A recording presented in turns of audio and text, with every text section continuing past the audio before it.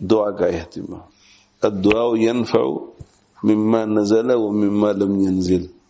دعا نفع پہنچاتی ہے.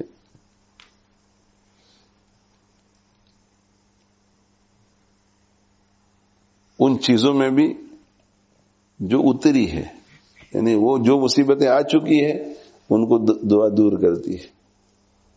وَمِمَّا لَمْ يَنزِلْ، اور ان چیزوں میں بھی جو ابھی تک اتری نہیں ہے، یعنی جو مصیبتیں آئی ہیں ان کو روکتی ہے دعا، اور جو آئی ہیں اسے دفع کرتی ہے دعا. فَعَلَيْكُمْ عِبَادَ اللَّهِ بِالدُّعَاء، پس یہ اللہ کے بندو تم دعا کو لازم پکڑو.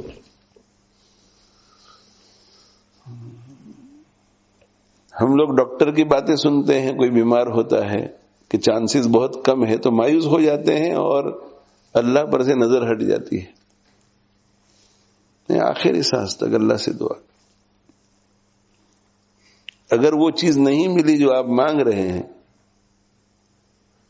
تو اس وقت جو تمہارا وقت دعا میں گزر رہا ہے یہ کتنا قیمتی بن رہا ہے. اور جو چیز ابھی نہیں ملی ہے تو یہ بھی جو دعا کر رہے ہیں اس کا اجر و ثواب ملتا ہے، وہ تو الگ عبادت کا.